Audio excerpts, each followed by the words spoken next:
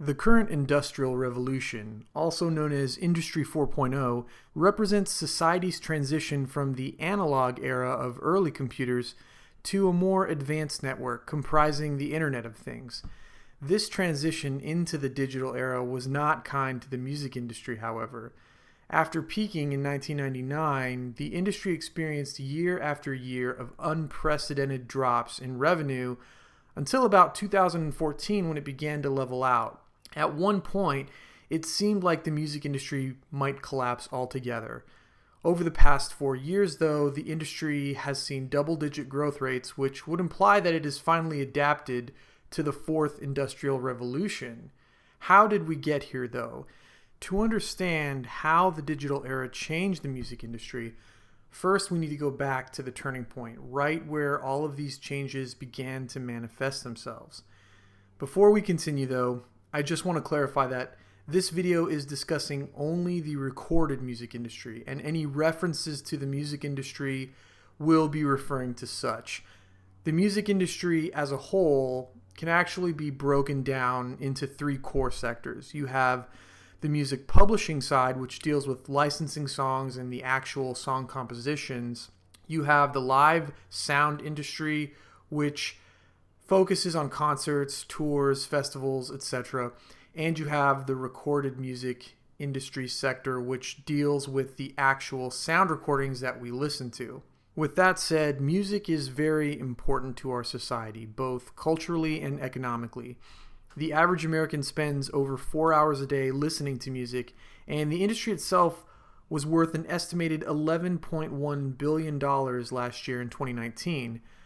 But what was it like 20 years ago, before smartphones, before streaming, before high-speed internet? What was it like to be a music lover in 1999 when the industry was worth an all-time high of $14.6 billion? To put that into perspective, if we adjusted that amount for inflation, it would equal $22.3 billion, which is double what the industry made last year.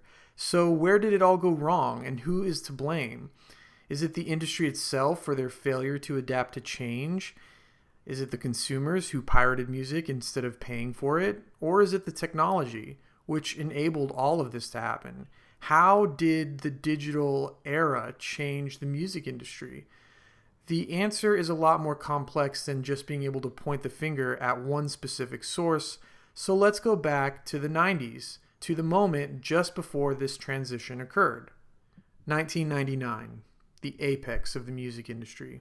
A time when people still watched music videos on TV, bought physical CDs, and discovered a lot of new music just by listening to the radio. Actually, there was a lot of good music coming out at the turn of the century, and it seemed like almost everything was doing well.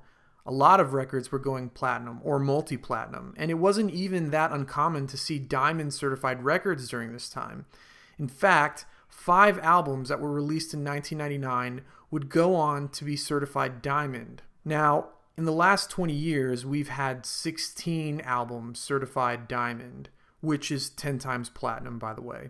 But 6 of those 16 were released the following year, in the year 2000, which happens to be the second best year for the music industry in terms of revenue. So really, we're looking at the last 19 years with there being only 10 albums that have been certified diamond. And you compare that to the 2-year time span of 99-2000 having 11 diamond certified albums. It wasn't all smooth sailing during those years, though. The industry was setting the stage for their own demise long before illegal file sharing was ever taking place. While record executives were practically swimming in cash, there was a growing resentment beneath the surface from consumers who felt that they were being ripped off. The average price of an album in 1999 ranged somewhere between $16 to $20, and those prices were a pretty significant increase from the early 90s. Up until the turn of the century, music had been scarce by today's standards.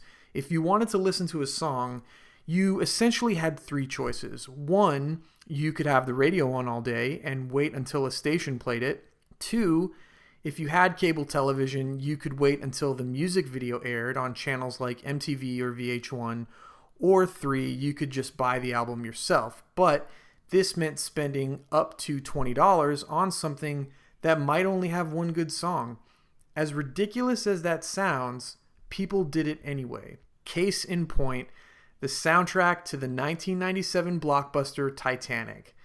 This soundtrack was released on November 18th, 1997, and would go on to sell over 11 million copies in the US alone.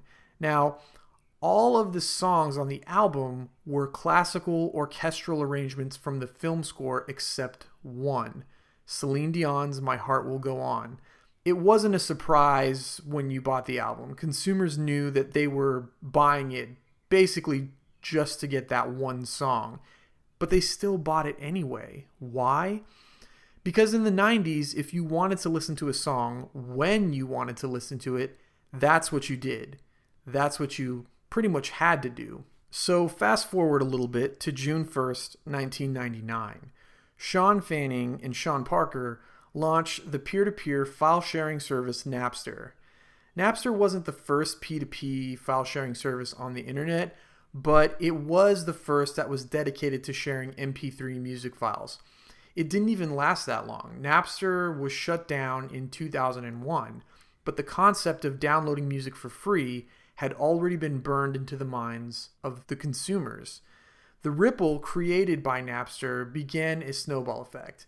As other P2P services began to emerge, such as LimeWire, the Pirate Bay, Kazaa, the results were devastating for the record industry, and revenues dropped by over half in a 15-year period, from the peak of $14.6 billion in 99 down to a low of $6.7 billion by 2014.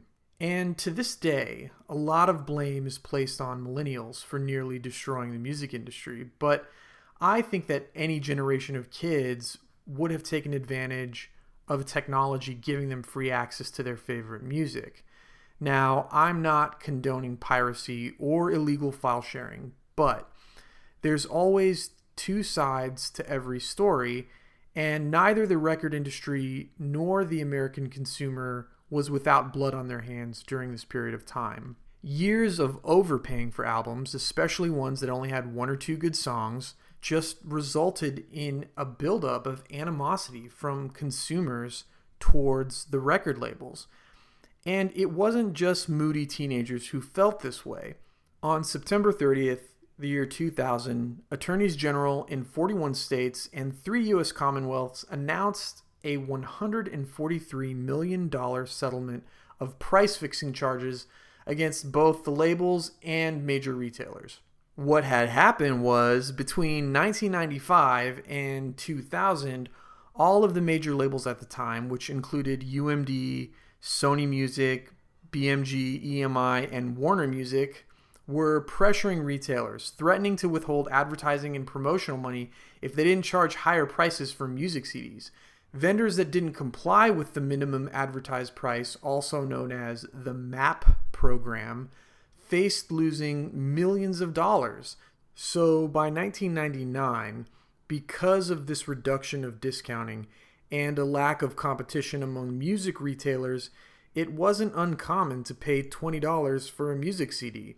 So once Napster emerged, the digital music revolution had begun, whether the record industry was ready for it or not. It took 4 years, but eventually the industry did start to adapt, and in 2003, Apple launched the iTunes Music Store as an expansion to iTunes. It was the first company to create a successful online service for the legal purchase of digital music, and being able to purchase only the songs you liked as opposed to the entire album was definitely embraced by consumers. Its success was also partially due to Steve Jobs being able to convince all the major labels at the time to allow their catalogs to be available on the service. iTunes was extremely successful, but digital downloads were just a band-aid on the broken legs of the industry and did little to stop the downward trend of year-on-year revenue declines. In fact, when it comes to analyzing the 5 eras of music, digital downloads had the shortest lifespan. An era of music can be defined by the music delivery format or medium that produced the most revenue during that period. This chart shows how the record industry transitioned from vinyl to tape to CD to this brief period between 2011 and 2015 where digital downloads were the primary form of revenue in the music business. Digital downloads just didn't resonate with the consumer for many reasons. Mainly, it was just inconvenient to keep all of those files synced across all of your devices, especially when you updated or bought a new device. But there was also a sense of ownership that consumers had with tangible products like vinyl records, cassette tapes, CDs, and that just wasn't there with digital files that were stored on your computer. Thankfully, though, interactive streaming, the fifth and current era of music, emerged to take its place. Despite not having ownership, the convenience of having access to an almost inexhaustible library of music at any time allowed streaming to emerge as basically the savior of the music industry. As mentioned earlier, profits have increased by double digits for the past 4 years in a row, and streaming takes most of the credit. Last year, streaming accounted for 79.5% of the entire recorded music industry revenue. To put that in numbers, it amounts to $8.8 billion out of the total $11.1 billion the music industry made last year. According to Bill Rosenblatt, contributor to Forbes.com, there were 3 developments in technology that can be attributed to the rise of streaming. And he attributes that to smartphones and 3G wireless service, which both emerged in 2007, and the hype surrounding Spotify's launch in 2011. As streaming continues to lead the industry through the digital era of music, we can see just how much has changed over the past 20 years. We don't purchase music anymore. We purchase subscriptions to services that provide music. Our smart devices give us access to those services no matter where we are, which makes it more accessible, and music is more accessible than it has ever been. And the industry has also reverted from an album or LP-centric market back to the singles market that existed just before the mid-1960s, which I find quite interesting. Kranzberg's first law states that technology is neither good nor bad, nor is it neutral. Technical developments frequently have environmental, social, and human consequences that go far beyond the immediate purposes of the technical devices and practices themselves. And the same technology can have quite different results when introduced into different contexts or under different circumstances. I think his statement perfectly summarizes the turbulence and significance of the past 20 years in regards to the music industry and its struggles to adapt to the technology of our time.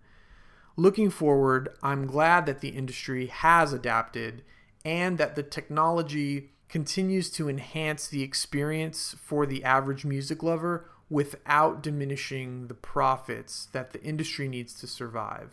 I'm Chris Shaver. Thanks for watching.